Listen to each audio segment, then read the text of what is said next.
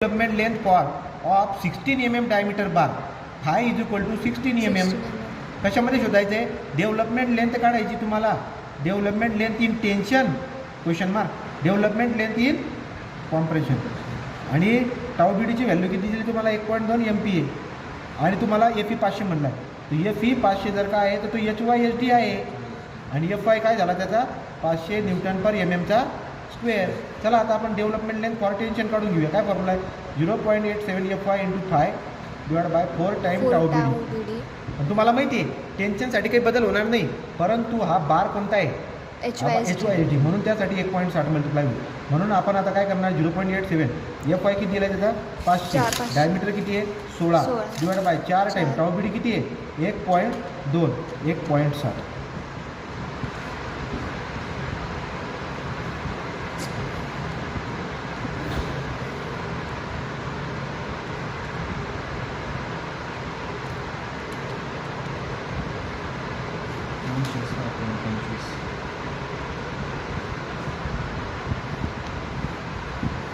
Okay का?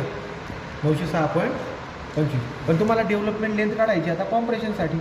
0.87 Fy × 5 divide by 4 time tau B D. तो development कॉम्प्रेशनसाठी काढायची आहे आणि बार HYSDचा आहे. म्हणजे 1.60 बी मल्टिप्लाय होईल, 1.25 बी होईल. आलं का लक्षात? ओके. तर मग आता बघा 0.87 Fy किती आहे? 500. फाय किती आहे? 16चा आहे. 4 टाइम टाऊ बी डी किती आहे? 1.2 1.60 1.25. आता हा झाला आपला development length for compression.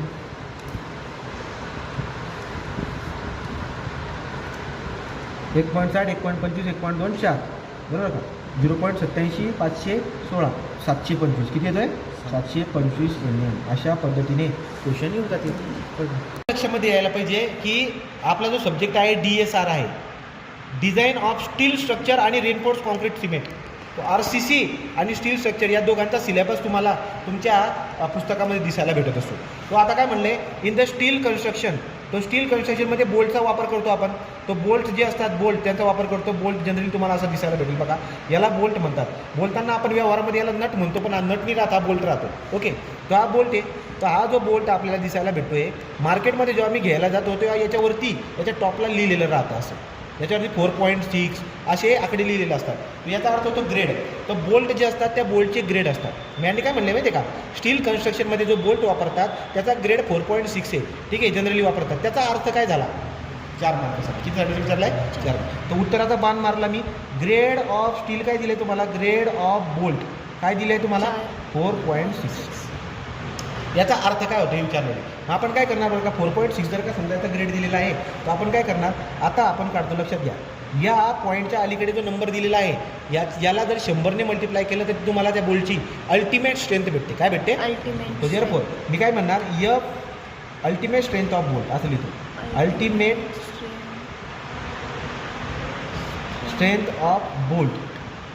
Ultimate strength of bolt काय असतो? या पॉईंटच्या अलीकडे जो 4 आहे याला मल्टिप्लाय 100 घेतला तो काय होऊन जाईल? 400 Nm/mm चा स्क्वेअर. याचा अर्थ असा आला की बोल्टचा अल्टिमेट स्ट्रेंथ FUB काय तो? FUB म्हणजे अल्टिमेट स्ट्रेंथ ऑफ बोल्ट किती आला? 400 Nm/mm चा स्क्वेअर. बरोबर का?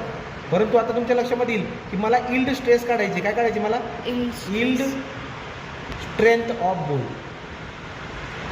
इल्ड स्ट्रेंथ ऑफ बोल्ट कसं काढतात? इल्ड स्ट्रेंथ ऑफ बोल्टचा काढतात FYB. कसं काढतात तुम्ही? ते तुम्ही जो FUB काढलाय चालू त्याला मल्टिप्लाय करायचा पॉईंटच्या नंतर 0.6 आहे ना, तो 0.6. इथं 7 राहिला असता 0.7 केला असता असं.